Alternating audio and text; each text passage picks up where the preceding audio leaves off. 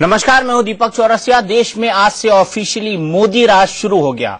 नरेंद्र मोदी की अगुवाई वाली सरकार गठित हो गई, जिसमें मोदी के अलावा 45 और मंत्री हैं। मोदी कैबिनेट में किन समीकरणों का ख्याल रखा गया और क्या फॉर्मूला 45 से चलेगा मोदी का अखंड राज? आज इसी पर होगी बड़ी बहस, लेकिन पहले इस वक्त की बड़ी खबरें।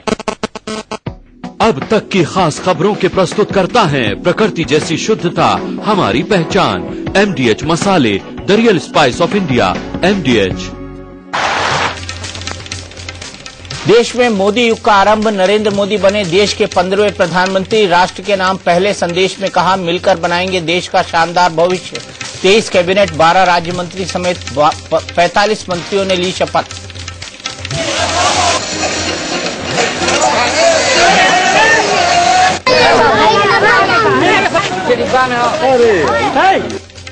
राजनाथ, सुषमा, जेटली, गडकरी को कैबिनेट में जगह। राजनाथ को गृह, सुषमा को विदेश मंत्रालय की कमान, जेटली को वित्त, गडकरी को परिवहन मंत्रालय का जिम्मा। रविशंकर प्रसाद होंगे नए कानून और सूचना प्रसारण मंत्री।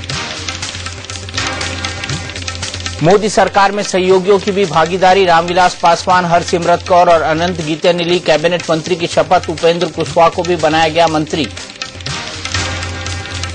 मनमोहन, सोनिया और राहुल गांधी भी बने मोदी की ताजपोशी के गवाह। शपथ ग्रहण में शामिल हुए सितारों को भी दिखी चमक। सलमान खान भी रहे समारोह में मौजूद। पाक प्रधानमंत्री नवाज शरीफ भी बने मोदी के मेहमान। शपथ ग्रहण समारोह में हुए शामिल। कल सुबह होगी मोदी के साथ औपचारिक बातचीत। और मोदी की मां ने टीवी पर सपने को हकीकत बनते देखा, बीमार होने के कारण शपथ ग्रहण में नहीं हो सकी। और मोदी की मां ने टीवी पर सपने को हकीकत बनते देखा, बीमार होने के कारण शपथ ग्रहण में नहीं हो सकी शामिल। वहीं भाई की आंखों से छलके खुशी के आंसू।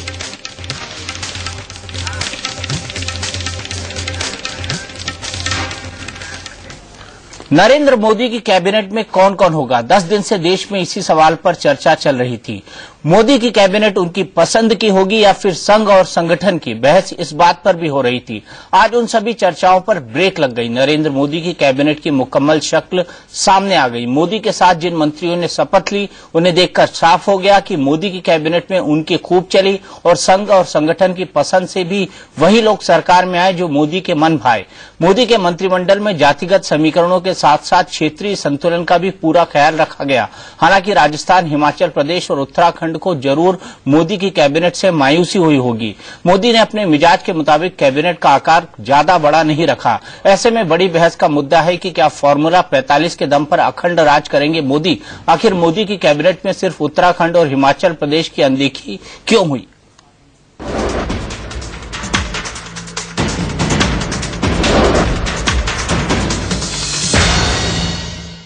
मैं नरेंद्र दामोदर दास मोदी ईश्वर की शपथ लेता हूं कि आज से हिंदुस्तान में मोदी सरकार। मिशन 2014 में नरेंद्र मोदी को सामने रखकर संघ और बीजेपी ने जो योजना बनाई थी, उसका आखिरी अध्याय भी कामयाबी के साथ लिख दिया गया। चुनाव अभियान की तरह मोदी मंत्रिमंडल पर भी मोदी, संघ और बीजेपी की छाप साफ नजर आ रही है। जानकार मानते हैं कि ये मामूली कैबिनेट नहीं, बल्कि मोदी का फॉर्मूला 44 है। मोदी के अलावा मंत्रिमंडल के 45 चेहरों के जरिए संघ और संगठन के सभी समीकरण साधने की कोशिश की गई है। मैं राजनाथ सिंह। मोदी कैबिनेट में राजनाथ सिंह को नंबर 2 का रुतबा हासिल हुआ है। राजनाथ सिंह की संघ से निष्ठा और नजदीकियों ने उन्हें इस मुकाम पर पहुंचाया। मैं अरुण जेटली की वित्त मंत्री पद पर ताजपोशी के पीछे संघ की मंशा और मोदी की मजबूरी दोनों का योगदान रहा। मोदी किसी अर्थशास्त्री को ये पोर्टफोलियो देना चाहते थे जो संघ को पसंद नहीं था। ऐसे में मोदी के पास जेटली के अलावा कोई विकल्प नहीं था।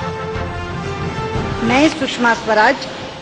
कैबिनेट में सुषमा स्वराज इकलौती नेता हैं जिन्हें मोदी से अलग लाइन लेने के बावजूद विदेश मंत्रालय जैसा महत्वपूर्ण विभाग मिला।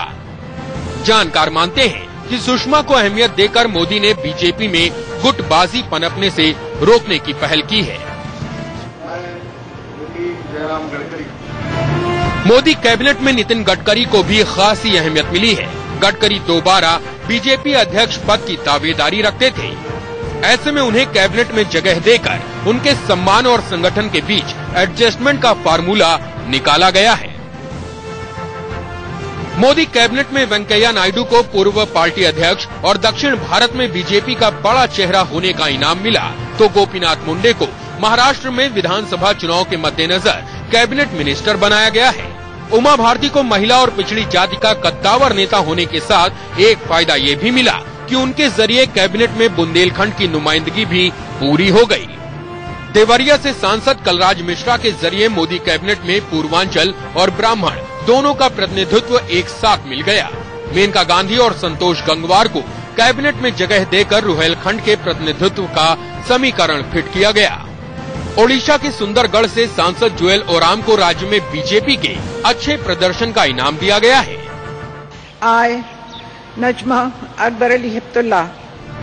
राज्यसभा सांसद नजमा हेप्तुल्ला को फॉर्मूले के तहत ही मोदी कैबिनेट में जगह मिली है। नजमा के जरिए मोदी सरकार में मुस्लिम चेहरा भी आ गया और उन्हें संसदीय कार्य मंत्रालय देकर मोदी ने साफ कर दिया कि राज्यसभा में अल्पमत में होने से पैदा होने वाले संकट टालने में नजमा का तजुर्बा काम आएगा।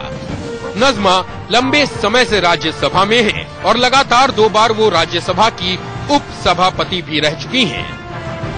मैं स्मृति जुबिन ईरानी। मोदी कैबिनेट में थावरचंद गहलोत को बीजेपी का दलित चेहरा और मोदी का विश्वास पात्र होने का इनाम मिला, तो स्मृति ईरानी को भी मोदी के प्रति निष्ठा का ही इनाम मिला है। मध्य प्रदेश बीजेपी अध्यक्ष नरेंद्र सिंह तोमर को लगातार 2 विधानसभा चुनाव में पार्टी को जीत दिलाने का इनाम मिला, तो चांदनी चौक से सांसद डॉक्टर हर्षवर्धन के बारे में पहले से कहा जा रहा था कि अगर मोदी सरकार बनी तो उनसे बेहतर स्वास्थ्य मंत्री कोई और नहीं हो सकता।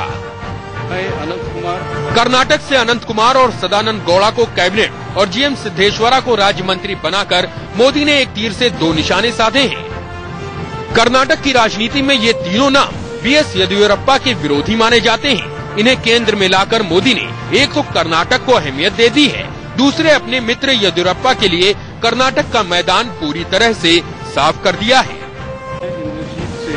हरियाणा के गुड़गांव से सांसद राव इंद्रजीत को स्वतंत्र प्रभार वाला राज्य मंत्री और फरीदाबाद से सांसद कृष्णपाल गुर्जर को राज्य मंत्री बनाकर मोदी ने संकेत दे दिया है कि हरियाणा में विधानसभा चुनाव पर भी उनकी पैनी नजर होगी। राव इंद्रजीत और गुर्जर के जरिए मोदी ने हरियाणा में गैर जाट वोट बैंक का बीजेपी का दायरा बढ़ाने की भी कोशिश की है।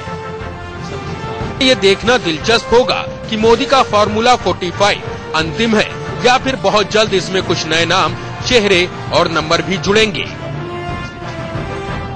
Bureau report, India news.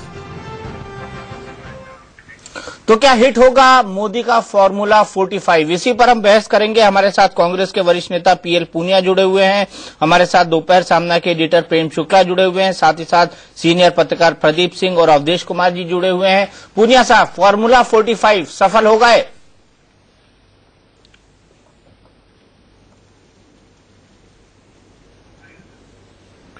देखिए, जनता ने जिस विश्वास के साथ एक जनादेश दिया है तो जाहिर है कि सफल होना चाहिए, और देश के हित में भी यही है। जो सरकार काम करे सफल वो उसी माने माना जा सकता है कि वो जनता के हित में काम करे। तो जितना अच्छा काम करेंगे, देश के लिए अच्छा होगा, तो हम तो अपनी शुभकामनाएं उनको देते हैं और ये अपना काम करें, 5 साल करें। हमें जहां तक सवाल है, कांग्रेस पार्टी वो जो जनादेश के हिसाब से जो अपेक्षाएं हैं जनता की, वो जो पूरा नहीं करेंगे उसका लाभ हम उठाएंगे। लेकिन इसका मतलब ये नहीं है कि हम चाहते हैं कि ये अच्छा ना करें, लेकिन सब जो अपेक्षाओं के अनुरूप जो काम कर नहीं पाएंगे तो उसका लाभ हम लेंगे और अगले चुनाव के लिए तैयारी करेंगे। तो आज जो फार्मूला 44 जो कह रहे हैं, तो मैं समझता हूं कि अच्छी हमारी शुभकामनाएं हैं, लेकिन इसमें 2-3 बातें हैं। कोई एक बड़ा दलित चेहरा, रामविलास पासवान जी तो दूसरी पार्टी से आए हैं, कोई बड़ा दलित चेहरा इसमें कोई नहीं ला पाए हैं। थावरचंद गहलोत जी हैं, थावरचंद गहलोत जी अल्पसंख्यक वर्ग से विशेष रूप से जुएल ओरांव है दूसरे आदिवासी तो दलित तो माना ही जाएगा ना, आदिवासी नहीं, वो ठीक है, लेकिन हम और बहुत सीनियर है सर, बहुत सीनियर है। आदिवासी कहलाते हैं, वो दलित नहीं कहलाते हैं। नहीं दलित है, थावरचंद गहलोत जी दलित है। उसके जी ठीक है। और उम्मीद कर रहे थे कि अल्पसंख्यकों में कोई दूसरे होंगे, और वो अपेक्षाएं हैं, लोग जानना चाहते, देखना चाहते थे। नजमा हेपतुल्ला जी आए हैं, बहुत पुरानी हैं, वरिष्ठ हैं, कांग्रेस में भी रही हैं, राज्यसभा में निरंतर रही हैं, उनका लाभ मिलेगा। लेकिन एक अल्पसंख्यक चेहरे के रूप में वो लोग आमतौर से दूसरे लोगों को देखना चाहते थे। तो ये कुछ एक बातें हैं, लेकिन मैं फिर कहूंगा कि जो जनता ने जो अपेक्षा की है, उन अपेक्षाओं के अनुरूप ये काम करें। हमारी बहुत शुभकामनाएं हैं, और आगे जो जो समय गुजरेगा और जिस तरह से सरकार काम करेगी, तब हम अपनी समीक्षा करेंगे, उसकी टिप्पणी करेंगे। प्रेम शुक्ला जी, बेहतर दलित और अल्पसंख्यक चेहरा नहीं है, मानेंगे आप इस बात को? जी नहीं, पूनिया जी के अपने मापदंड हो सकते हैं, लेकिन थावरचंद गहलोत जी भारतीय जनता पार्टी की शीर्ष जो निर्णायक समिति है, संसदीय समिति, उसके सदस्य रहे हैं। थावरचंद गहलोत जी दलित चेहरा है, बड़े दलित चेहरा है। आदिवासी चेहरे में भी आप जुएल ओरांव को देख रहे हैं, और मुस्लिम चेहरे में नजमा हेपतुल्ला तो कांग्रेस के जमाने में भी बड़ी मुस्लिम चेहरा होती थी, जिनका मौलाना आजाद के वंश से जिनका संबंध हो, और जिन्होंने इंडो अरब एसोसिएशन चलाया हो, उनको अगर आप बेहतर अल्पसंख्यक चेहरा नहीं मानते, तो मुझे लगता है कि कुछ आपके मापदंड में दोष है। तो इस मापदंड पर तो नरेंद्र मोदी जी के मंत्रिमंडल पर टिप्पणी करना, वो ये है कि मुझे कुछ आपके खिलाफ टिप्पणी करनी है, हमने तय कर रखा है, इसलिए टिप्पणी की जा रही है। इस बात के लिए तो मैं पूनिया जी का अभिनंदन करूंगा कि कम से कम उन्होंने अन्य प्रवक्ताओं की तरह छूटते ही हमला नहीं बोल दिया। कम से कम वो नरेंद्र मोदी जी के मंत्रिमंडल का अभिनंदन कर रहे हैं, तो इस बात के लिए उनको साधुवाद। इस बात के लिए साधुवाद। लेकिन पूनिया जी, आपको क्या लगता है, जिस तरह का मिनिमम गवर्नेंस और minimum government and maximum governance, क्या है फॉर्मूला इस एजेंडा 45 में काम करेगा, या फॉर्मूला 45 में? देखिए, ये डिपेंड करेगा कि किस तरह के निर्णय लिए जाते हैं। जो कंट्रोल सिस्टम, जो ज्यादातर जो सरकार का शिकंजा हर चीज में लगा रहे, कुछ लिबरलाइज करेंगे, कुछ डिलीवरी सिस्टम में इंप्रूवमेंट करेंगे, तभी जाके हो पाएगा। योजनाएं सब अच्छी होती हैं, और पिछली सरकार में भी उन्होंने अपना मापदंड रखा था कि हम डिलीवरी सिस्टम को इंप्रूव करेंगे। जब डिलीवरी सिस्टम योजनाएं अच्छी हों, और नीचे जाके जिस व्यक्ति के लिए, जिस वर्ग के लिए वो योजना बनी है, उसका लाभ पूरा उन तक ना पहुंचे, तो डिलीवरी सिस्टम फॉल्टी है, उसमें सुधार करने की आवश्यकता है। मैं समझता हूं कि इसके ऊपर विशेष ध्यान देंगे तो ये जाहिर है कि जनता को ज्यादा से ज्यादा लाभ मिलेगा, और वो मैक्सिमम गवर्नेंस तो तभी संभव हो सकता है जब जनता तक मैक्सिमम लाभ योजनाओं का मिल सके, तभी उसको कहा जाएगा कि मैक्सिमम गवर्नेंस और मिनिमम गवर्नमेंट। गवर्नमेंट का हस्तक्षेप हर चीज में रहता है, हर योजनाओं में रहता है, यहां तक कि उसके इम्प्लीमेंटेशन में भी बाधाएं उत्पन्न की जाती हैं, और उसमें भ्रष्टाचार जनित होता है। तो जरूरत इस बात की है, बिना अधिकतम कंट्रोल के जो डिलीवरी सिस्टम को सुधार करके जनता पर मैक्सिमम लाभ योजनाओं का पहुंच सके, ऐसा प्रयास करना चाहिए। अगर ऐसा प्रयास करते हैं तो मैं समझता हूं कि जो कह रहे हैं उसमें कामयाब होंगे। उसमें कामयाब होंगे। प्रेम शुक्ला जी, ऐसा हो पाएगा? निश्चित तौर पर देखिए, इस सरकार में जो है, सत्ता का कोई केंद्र सत्ता के बाहर नहीं बैठा है। सत्ता का जो केंद्र है वो सत्ता में बैठा है, और वो डिलीवरी करना जानता है। उसने गुजरात में अपने 3 मुख्यमंत्रित्व कार्यकाल में तीनों बार जो है डिलीवरी भी दी है योजनाओं की।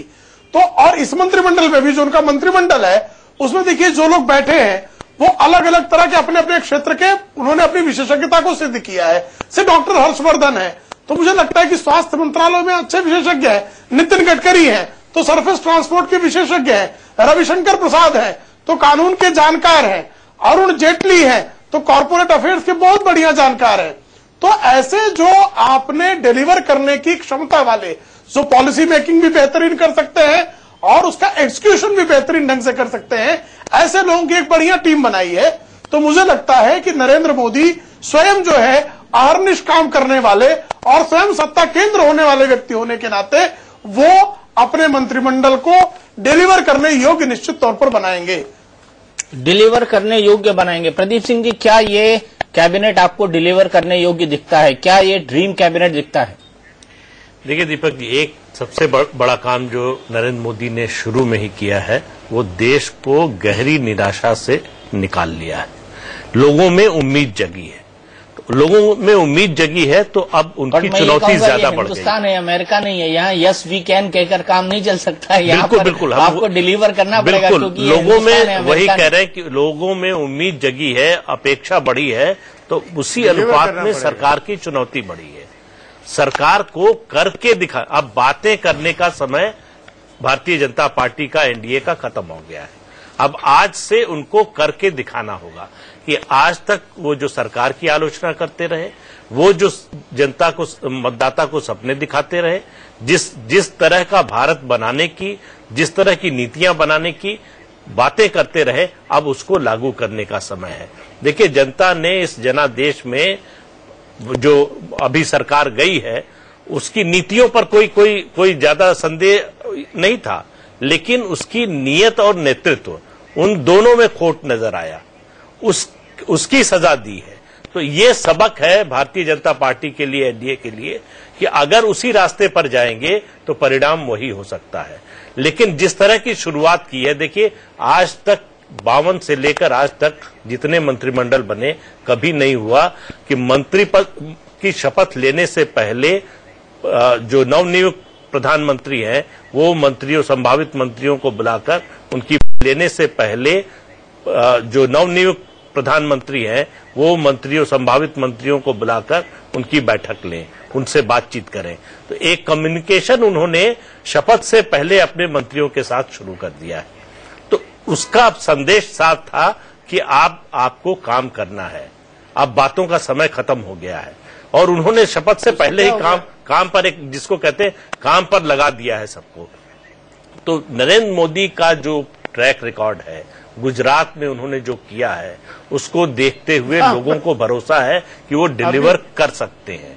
उन्होंने जो टीम चुनी है, इस दृष्टि से चुनी है कि जिससे वो काम ले सके, जिन पर उनको भरोसा है कि ये काम कर सकते हैं। अब आगे आने वाले समय में निश्चित रूप से हम आप सब लोग इस बात का इंतजार करेंगे, उम्मीद करेंगे कि वो सफल हों।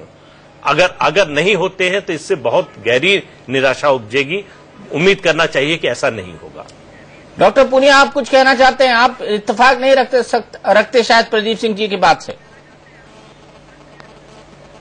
लगता है पूनिया जी से संपर्क नहीं हो पा रहा है। अवधेश जी, आप बताइए, आपको ये ड्रीम कैबिनेट लगती है क्या? एक ऐसी कैबिनेट जिसके लिए 10 दिन से बेसब्री से, बिल्कुल मिनट थाम कर इंतजार किया जा रहा था।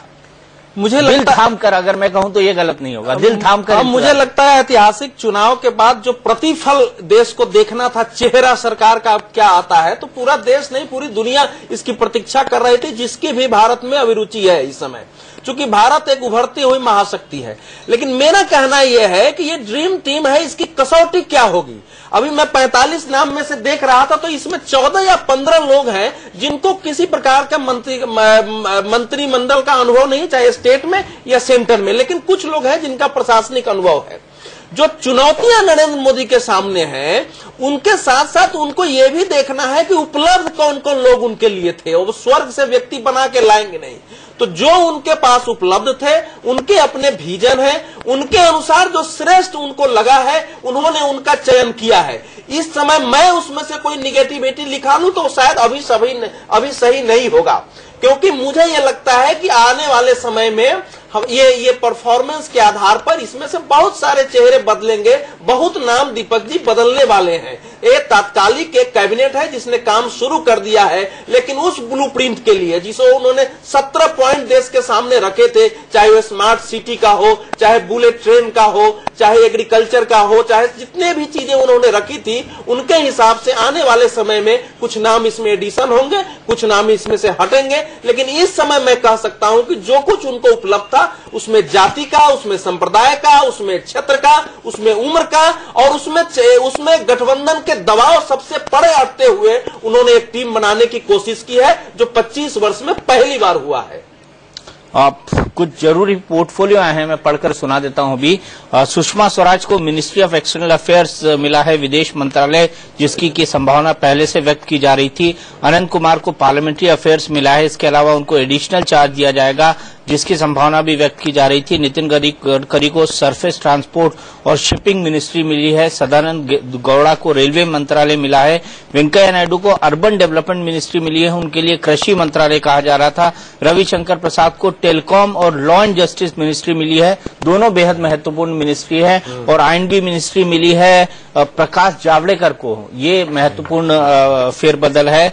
मेनका गांधी को women and child development ministry मिली है। नजमा हेपतुल्ला को मिनिस्ट्री ऑफ माइनॉरिटीज यानी अल्पसंख्यक विभाग मिला है। स्मृति ईरानी को एचआरडी मिनिस्ट्री मिली है, ओहदा मिला है और वो कैबिनेट मिनिस्टर है। राधा मोहन सिंह को एग्रीकल्चर मिनिस्ट्री मिली है। निर्मला सीतारमण को एमओएस कॉमर्स मिला है। पीयूष गोयल को एमओएस पावर मिला है, उनको इंडिपेंडेंट चार्ज है, ये भी एक बहुत बड़ी मिनिस्ट्री है।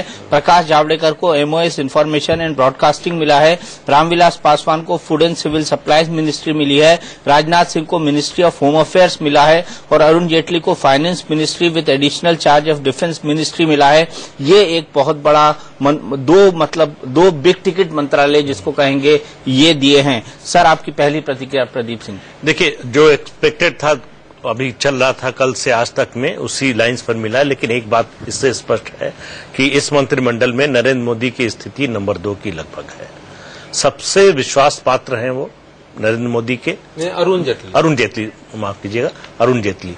और उसके अलावा देखिए जिस तरह के परिवर्तन हुए हैं, खासतौर से फिर कह रहा हूं स्मृति ईरानी, वो एक तरह से बीजेपी की राइजिंग स्टार है। 38 साल की उम्र में कैबिनेट मिनिस्टर बन गई, मानव संसाधन मंत्री बनी है। ये माना जा रहा था कि एक मंत्रालय जिसको आरएसएस चाहेगा कि ऐसे व्यक्ति को मिले जिसकी पृष्ठभूमि आरएसएस की हो। स्मृति ईरानी की नहीं है, परिवार की तो है, तो परिवार की होगी, लेकिन उस तरह से उनकी छवि नहीं है। तो ऐसे में माना जा सकता है कि नरेंद्र मोदी एक संदेश देने की कोशिश कर रहे हैं कि जो ट्रेडिशनल तरीका है राजनीति का, जो कि संघ से जुड़े लोग हैं तो जो प्रिय विषय है संघ को वो उनको दे दिया जाए, उससे उनकी राजनीति हट रही है। वो ये साबित करना चाहते हैं कि हम ऐसे लोगों को ऐसे विभाग देंगे जो डिलीवर कर सके, खासतौर से उनका जिन पर भरोसा है कि वो डिलीवर कर सकते हैं। ऐसे लोगों को विभागों को देते समय इस बात का ध्यान रखा गया है। उसी के अनुसार विभागों का बंटवारा हुआ है जिन पर उनका कॉन्फिडेंस है कि ये इस मिनिस्ट्री में या इस विभाग में कुछ अच्छा कर सकते हैं। अब इन लोगों को जिनको विभाग मिले हैं उनके ऊपर है कि वो अपने प्रधानमंत्री के विश्वास पर खरे उतरे। अवधेश जी, आपकी पहली प्रतिक्रिया इन तमाम विभागों? मेरी प्रतिक्रिया इसमें इतनी है कि देखिए, मैं मान रहा था कि उनकी घोषणा के अनुरूप जो है 6 मंत्रालय का सबसे ज्यादा महत्व होगा। वो होगा एक तो वित्त, ग्रामीण विकास, नगर विकास, मानव संसाधन, रेल, ये 6 मंत्रालय हैं। ग्रामीण विकास में मैं कृषि को भी मान रहा था, हालांकि दोनों अलग मंत्रालय हैं, क्योंकि जो उनके ड्रीम है देश के वो इन्हीं मंत्रालयों पर निर्भर है। तो उसमें जो मैं नाम देख रहा हूं, तो इस समय उपलब्ध जितने लोग हैं, तो मुझे नहीं लगता है कि इससे बेटर, हालांकि वेंकैया जी का मैं ग्रामीण विकास ही मान रहा था अभी तक कि शायद उनका अनुभव है, लेकिन अगर टाउन प्लानिंग दिए हैं, क्योंकि नरेंद्र मोदी का एक सपना है देश में 100 स्मार्ट सिटी बनाने का, तो ये बहुत बड़ी जिम्मेवारी वेंकैया नायडू को मिली है। अब वो इसको किस प्रकार से निभाते हैं, 100 स्मार्ट सिटी बनाना और भी कई स्मार्ट सिटी के बारे में उन्होंने कहा है। तो पहली प्रतिक्रिया यही है कि मुझे ये लग रहा है कि इसमें उन्होंने जो बेस्ट अवेलेबल है उसको उन्होंने उनका चयन किया है।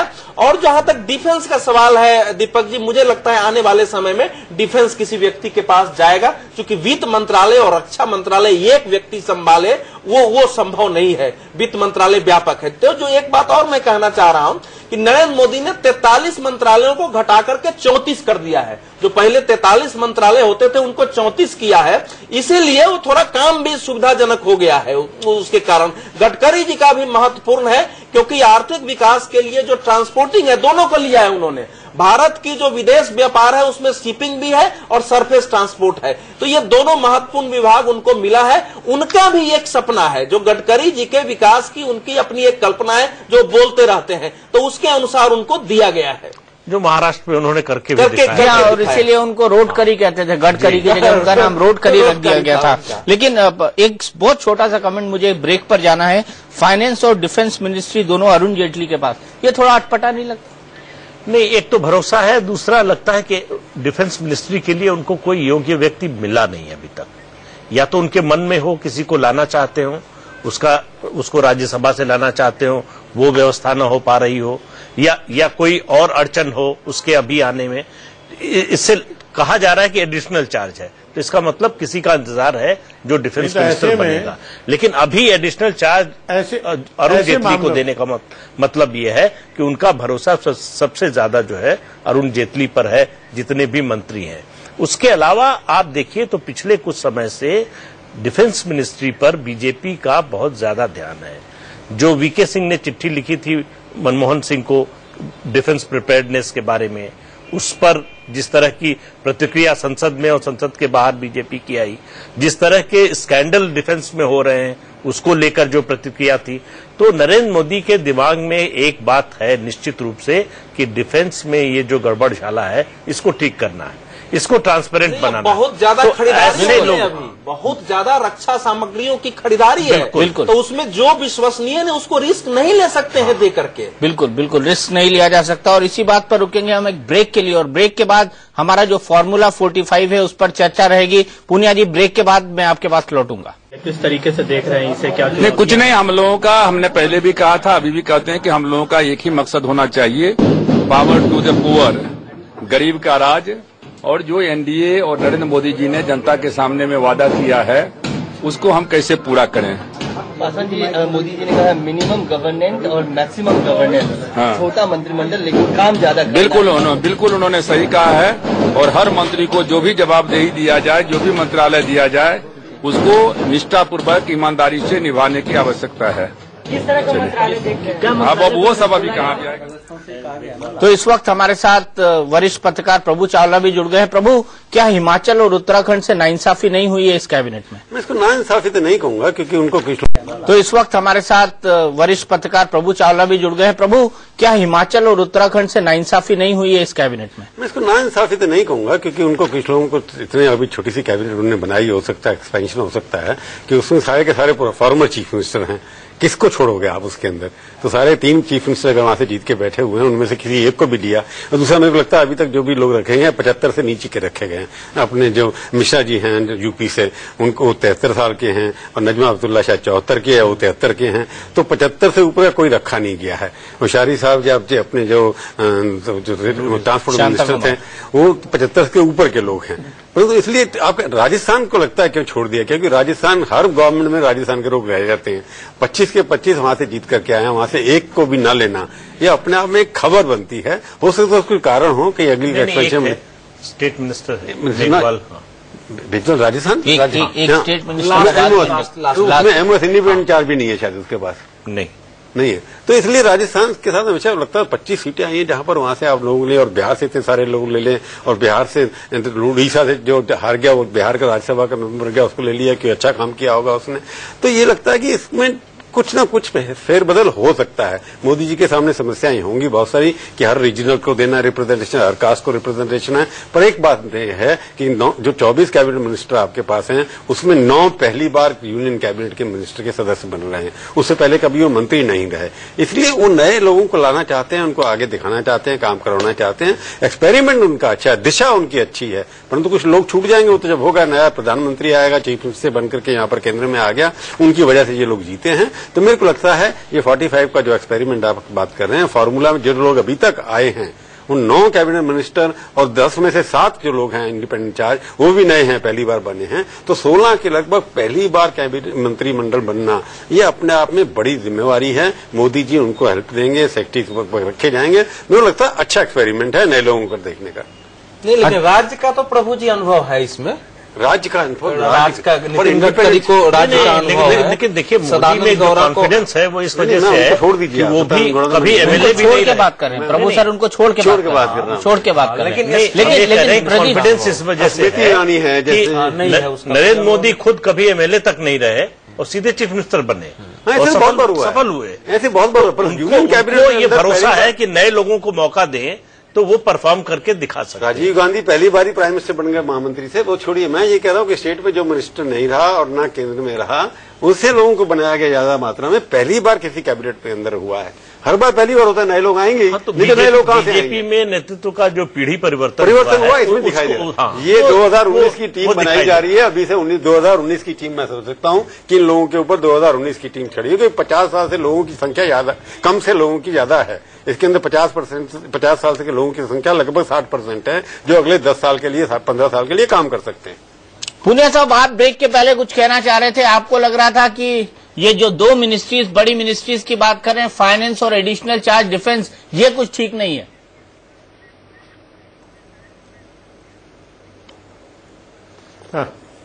हाँ, मैं इसी के बारे में चर्चा कर रहा था।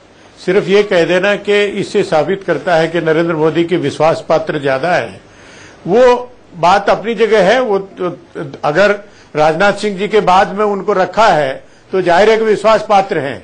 वित्त और डिफेंस दोनों को एक साथ रखना मैं समझता हूं कि पूरी तरह से गलत है। फाइनेंस एक बहुत महत्वपूर्ण है, डिफेंस बहुत महत्वपूर्ण है। अगर दोनों एक साथ रहेंगे तो ना तो वो न्याय फाइनेंस के साथ कर पाएंगे, ना डिफेंस के साथ कर पाएंगे। और आपको ये भी मालूम है कि सरकार ने वोट ऑन अकाउंट लिया था, अब बजट भी पास करना है। जुलाई से पहले बजट भी पास होना है और बजट पास करने से पहले तरह तरह की बहुत प्रक्रिया से गुजरना पड़ता है। तो पूरी तरह से मैं समझता हूं वित्त मंत्री उसमें व्यस्त हो जाएंगे, तो किसी भी तरह भी ये ठीक नहीं है। और ऐसे मामलों में अगर कहीं योग्य व्यक्ति ना मिल रहा हो तो प्रधानमंत्री स्वयं उस डिपार्टमेंट को अपने पास में रखते हैं। प्रधानमंत्री स्वयं डिफेंस डिपार्टमेंट को, डिफेंस मिनिस्ट्री को अपने पास रख सकते थे और वित्त मंत्री को अपने तरह से स्वतंत्र रूप से सही ढंग से वित्त विभाग के पूरे देखें। तो मैं समझता हूं कि ये करना ज्यादा उपयुक्त था और दोनों को एक साथ रखना पूरी तरह से गलत है। प्रेम शुक्ला जी, सहमत हैं आप? क्योंकि इनको लगता है कि डिफेंस का पोर्टफोलियो प्रधानमंत्री को अपने पास रखना चाहिए था। देखिए, असहमतियां हो सकती है उसको लेकर, लेकिन जब उनको प्रधानमंत्री को स्वयं को पता है कि मुझे किसको क्या दायित्व देकर किस तरह से काम लेना है, डिफेंस की बहुत सारी, डिफेंस और फाइनेंस का बहुत समय से जो है, फाइनेंस डिफेंस वालों को जितना फाइनेंस चाहिए होता है, डिफेंस को उस तरह का फाइनेंस उपलब्ध नहीं हो रहा है। ये बहुत बड़ी विसंगति खड़ी होती रही है। तो हो सकता है कि ये भी एक उनके मन में हो कि डिफेंस और फाइनेंस की जो भेद है, जो असहमतियां हैं, वो भी खत्म हो सके। और वीके सिंह जैसा उनके पास जो है वो स्टेट मिनिस्टर आया है, जो जिसका सेना का अच्छा अनुभव है और सेना को पारदर्शी बनाने का प्रयास भी जिस व्यक्ति ने किया है, तो मुझे लगता है हेल्पफुल भी हो सकता है। जो स्टेट मिनिस्टर नहीं, वीके सिंह तो नहीं होंगे क्योंकि इंडिपेंडेंट चार्ज, अरुण जेटली जी को बड़े काम के हो सकते हैं। लेकिन वीके सिंह तो नहीं होंगे ना प्रेम शुक्ला जी, उनके पास इंडिपेंडेंट चार्ज है और उनको अलग मंत्रालय है। वैसे फॉर्मर जनरल होना नहीं चाहिए कभी भी डिफेंस में, वो नहीं हो सकता। प्रक्रिया पहली बार कोई जनरल मिनिस्टर बना है, वो भी अपने सलाहकार मंत्रिपरिषद में होने के कारण उनके अनुभव का लाभ लिया जा सकता है। मंत्री परिषद में होने के कारण अनुभव का लाभ लिया जा सकता है। लेकिन एक बात समझ नहीं आई सर प्रदीप सिंह जी की, इसमें कोई भी मंत्री पुत्र नहीं है। अनुराग ठाकुर इतने करीबी हैं नरेंद्र मोदी के, लेकिन उनको भी जगह नहीं मिली। इसका क्या कारण समझ आता है? देखिए, ये पेंडोरा बॉक्स था। अगर नरेंद्र मोदी किसी एक को बनाते तो बाकी का क्लेम इग्नोर करना बड़ा मुश्किल हो जाता। तो उन्होंने एक सिद्धांत के रूप में तय किया, लगभग 7 या 8 जो है नेता पुत्र जीत कर आए हैं, उन्होंने किसी को मंत्री नहीं बनाया। तो एक प्रिंसिपल स्टैंड ले लिया। अब इसके बाद किसी की बोलने की हिम्मत नहीं हो सकती कि हमारे बेटे को मंत्री बनाइए। क्योंकि किसी को नहीं बनाया। अगर एक को बना राजे की और आपका नहीं, वसुंधरा राजे ही क्यों, कल्याण सिंह की बात कर लीजिए, रमन सिंह की बात कर लीजिए, यशवंत सिन्हा के बेटे की बात कर लीजिए, वरुण गांधी की बात कर लीजिए, आप महाजन की बेटी हाँ पूनम महाजन की बात कर लीजिए, चिराग पासवान की बात कर लीजिए, ये सब दावेदार थे मंत्री पद के, युवा हैं, इनमें से कई तो नहीं हो सकते कैबिनेट में, बाप बेटा तो नहीं हो सकते। हाँ नहीं, वही कह रहे हैं कि नहीं हो सकते, लेकिन आप ये देखिए कि इस तरह अगर एक के लिए वो रास्ता खोलते तो फिर किसी को मना करना उनके लिए नैतिक रूप से बड़ा मुश्किल होता, तो इसलिए उन्होंने दरवाजे बंद कर दिए हैं। तो अब उन पर आरोप भी नहीं लग सकता, भाई वो पूरे चुनाव में मां बेटे की सरकार, वंशवाद, इसको लेकर मुद्दा बनाकर चुनाव लड़ते रहे और सरकार में आते ही नेताओं के बेटों को मंत्री बनाने लगे, तो फिर वो जो आप विरोध कर रहे थे उसकी धार कुंद होती है। बिल्कुल, टिकटें जरूर थी पर उनका मंत्री नहीं। मैंने आलोचना से बचने के लिए कई, देखिए नरेंद्र मोदी ने पहला तो वंशवाद का ध्यान रखा, दूसरा बहुत प्रिय भी है लेकिन अगर कोई आरोप है तो उसको भी अभी नहीं लिया है, ये भी ध्यान रखिए। येदियुरप्पा जी को मंत्रिमंडल में नहीं लिया है कि किसी भी प्रकार से मंत्रिमंडल के चेहरे पर हमको कोई न प्रश्न उठा सके कि आपने ऐसे व्यक्ति को लिया है। तो मुझे लगता है कि इसका ध्यान रखते हुए उन्होंने ये दो प्रकार के फैसले किए हैं। प्रभु, क्या आपको लगता है कि येदियुरप्पा ने खुद अपने आप को विड्रॉ कर लिया था इस पूरे मंत्रिमंडल के घटनाक्रम से? उन्होंने खुद कह दिया था कि मैं मंत्री नहीं बनना चाहता हूँ। इतना बड़ा मजाक तो उनके साथ मत करिए आप कि वो खुद विड्रॉ कर लेंगे, क्योंकि मंत्री जरूर बना, मुख्यमंत्री रहे हैं वो, उनको नहीं लिया गया। इनकी बात से मैं सहमत हूं जो कह रहे हैं कि कोई भी ऐसा छवि वाला व्यक्ति नहीं लिया उन्होंने जिसके ऊपर कोई डायरेक्ट या इनडायरेक्ट कोई चार्जेस उनके ऊपर लगे हुए हों। इसलिए कई बार जैसे मुख्यमंत्री उत्तराखंड के भी एक दो लोग हैं जिनके खिलाफ चार्जेस थे, तो उनको भी नहीं लिया गया इस चक्कर। मेरे को ऐसा लगता है तो एक तो कुनबावाद जो है, परिवारवाद है, उसको उन्होंने देखा, और दूसरा जिनके ऊपर क्लीन छवि के लोग सामने आने चाहिए। इसलिए कह रहा हूं कि जब 45 में से 26 के करीब ऐसे लोग हैं जो पहली बार आने जा रहे हैं, तो इसलिए नए लोगों को लिया गया है, नए लोगों को चांस दिया गया है। तो इसलिए जिनके खिलाफ अगर आप येदियुरप्पा की बात करते हैं, उनके ऊपर अभी तक वो अरेस्ट हो चुके हैं, चार्जशीट हो चुके हैं उनके ऊपर, वो कैसे ले सकते हैं उनको? तो फिर तो इससे अच्छा तो वो शाह साहब हैं, अमित शाह को ले सकते थे कि उन्होंने इतना चुनाव जिताया, 76 सीटें यूपी के लेकर के, इतना अथक प्रयास किया उन्होंने, तो उनके ऊपर चार्जेस हैं इसलिए उनको नहीं लिया, नहीं तो उनको भी ले सकते थे किसी न किसी तरीके से। बिल्कुल, बीजेपी ने बड़ा प्रिंसिपल स्टैंड लेकर के काम किया। जो बीजेपी के प्रवक्ता विजय सोनकर शास्त्री भी जुड़ गए हैं। विजय सोनकर शास्त्री जी, आपको लगता है ये एक ड्रीम कैबिनेट है?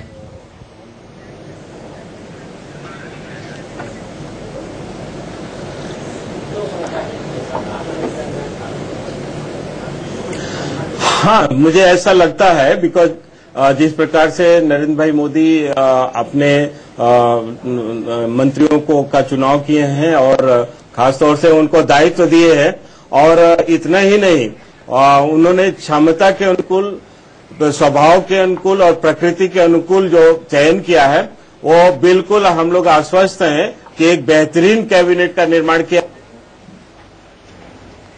भूत भी होगा।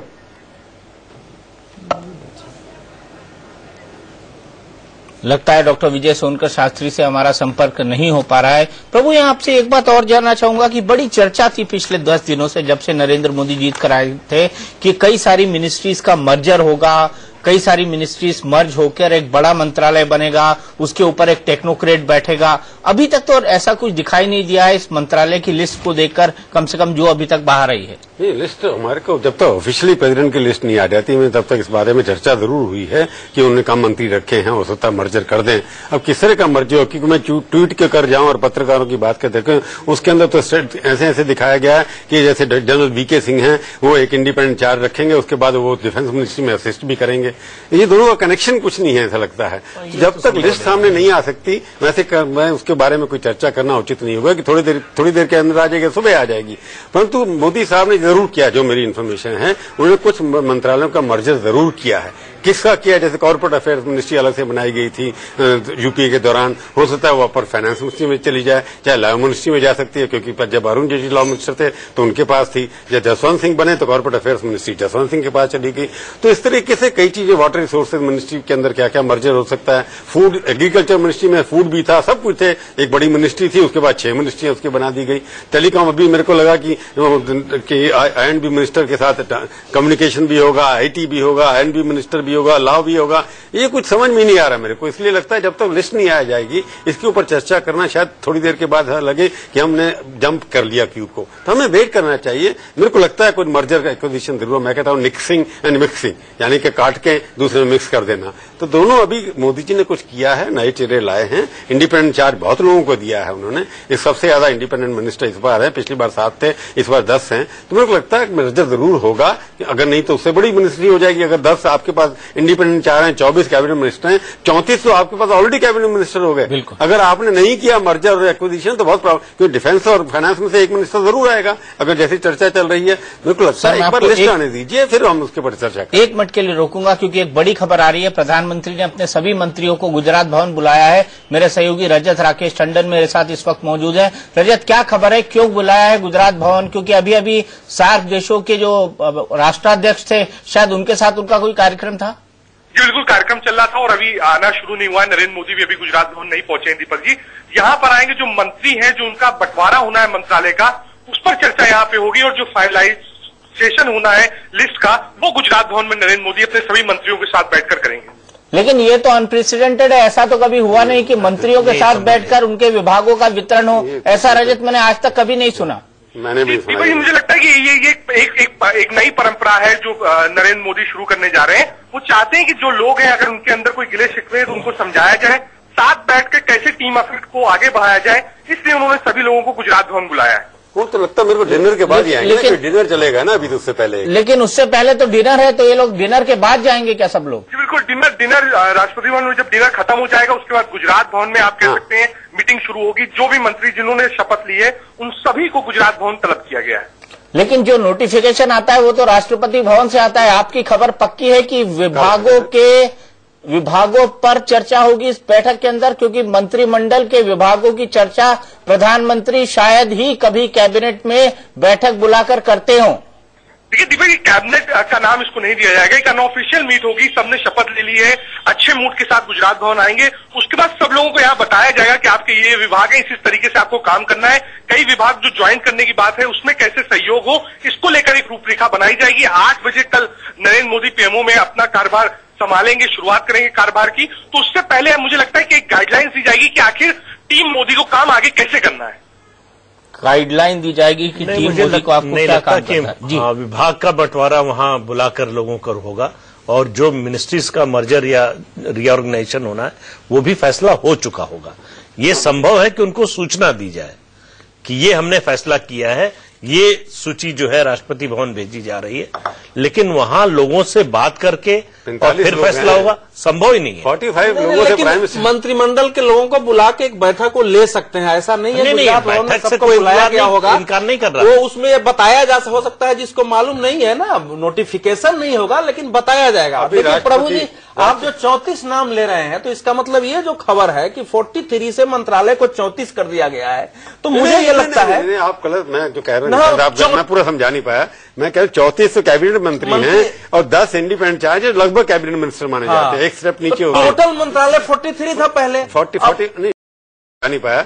मैं कह रहा 34 तो कैबिनेट मंत्री हैं और 10 इंडिपेंडेंट चार्ज लगभग कैबिनेट मिनिस्टर माने जाते हैं। एक स्टेप नीचे हो गया। टोटल मंत्रालय 43 था पहले, 40 नहीं, टोटल 33 थे किसी जमाने में, उससे कम और करके 29 हो गए थे मनमोहन सिंह के जमाने में। पर इंडिपेंडेंट चार्ज वाले 7 और थे। इस समय 43 थे, जो हम लोग 45 थे, 43 मंत्रालय थे, उसी को नरेंद्र मोदी ने 34 किया है, ये हम लोगों के पास खबर है। नहीं, 34 मंत्रालय अगर लेकर चले तो 43 जो मंत्रालय बोल रहे हैं 43 नहीं है। अगर डिपार्टमेंट को लेकर के चले, इंडिपेंडेंट चार्ज को लेकर के, उसी को आप 43 मान रहे हैं ना, कि पर मंत्रालय तो बहुत ज्यादा है, पर आप मंत्रियों को 43 गिन रहे हैं कि जिनके पास इंडिपेंडेंट चार्ज और कैबिनेट मिनिस्टर थे वो आपके 43 मान करके चल रहे हैं। हो सकता है कि वैसे डिपार्टमेंट सेक्रेटरी जो है लगभग 84 के करीब है, जिनके पास बड़े बड़े मंत्रालय भी हैं। तो अभी जो होने वाला है 45 से आपने ठीक है, 45 की मीटिंग करना बहुत मुश्किल है। हो सकता है उन्होंने बुलाया उनके अंदर क्योंकि वो उनको बताना चाहते होंगे या कुछ कहना चाहते होंगे, हो सकता है। परंतु अभी जो प्रेस रिलीज राष्ट्रपति भवन से मैं अभी आई है 8:25 के ऊपर, उसमें बड़ा क्लियर लिखा है कि president please to appoint so and so as minister. Department का अभी तक उन्होंने कुछ कुछ नहीं दिया। इसका मतलब राष्ट्रपति भवन को भी उन्होंने डिपार्टमेंट नहीं इन्फॉर्म किए हैं। उनकी प्रेस रिलीज से बड़ा क्लियर है। प्रेस रिलीज से बड़ा क्लियर है कि राष्ट्रपति भवन को भी अभी तक डिपार्टमेंट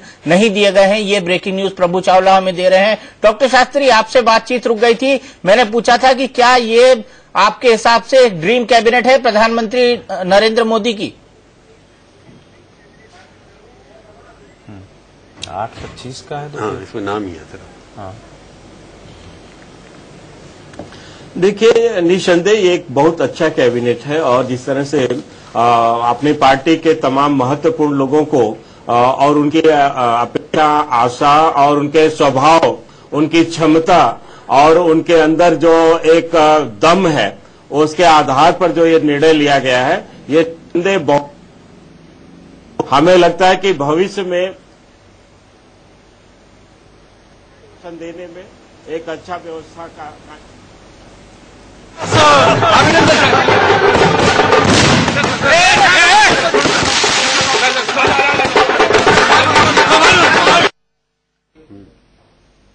उनकी बेटी दिखाई दे रही हैं, एमएलए हैं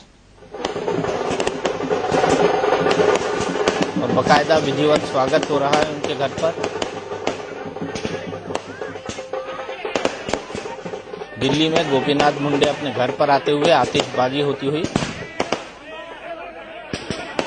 प्रभु, ये भी कहा जा रहा है कि गोपीनाथ मुंडे को शायद सीएम के तौर पर प्रोजेक्ट किया जाए वहां पर। भाई कई बार होता लाल बत्ती देने से, झंडा देने से कई बार वहां पर आपकी औकात बढ़ जाती है।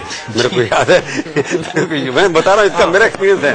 क्योंकि क्या हुआ था जब उमा भारती और अपने मोदी जी और अपने वसुंधरा तीनों को भेजा गया था। उमा भारती, वसुंधरा, उमा भारती उनको मंत्री रखा गया था, दिलीप सिंह जूदेव, लेकिन वो घूस कांड में उमा भारती को मंत्री पद से हटा दिया गया था और उसको नहीं हटाया गया था, वसुंधरा को। तो वहां का बार बार ये था कि जब झंडा हटा रही हो तो वहां पैसे कैसे पता लगा कि मैं मुख्यमंत्री बनने जाता हूँ। इसलिए कैबिनेट मिनिस्टर को बनाया हो सकता है कि वो मुख्यमंत्री के दावेदारों की पहली बार महाराष्ट्र में हुआ है कि बीजेपी के सांसद शिवसेना के मुकाबले में ज्यादा है।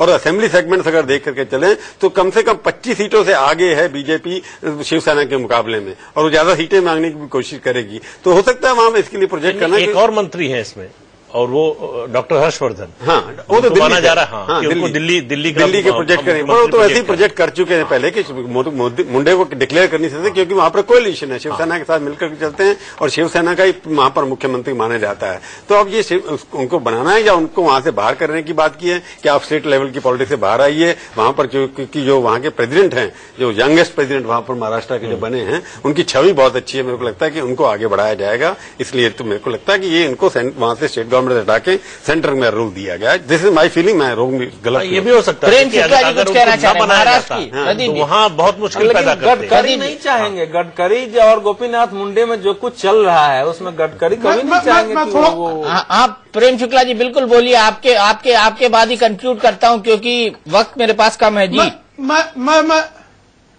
मैं थोड़ा प्रभु जी को सिर्फ थोड़ा करेक्ट करना चाहता हूँ। जरूर करिए। महाराष्ट्र में दरअसल 1990 में हमारा जो समझौता हुआ है, समझौते में बहुत स्पष्ट है कि सांसद की अधिक सीटें जो हैं वो भारतीय जनता पार्टी लड़ती है। 1991 में हम सिर्फ 4 लड़े थे, अब हम 22 लड़ते हैं। इस बार 20 लड़े हैं तो हमने साथियों को दे दिया। 26 सीटों पर जो है भाजपा लड़ती है। लेकिन जब असेंबली आती है तो हमारे में तय है कि 171 हम लड़ेंगे, 117 वो लड़ेंगे।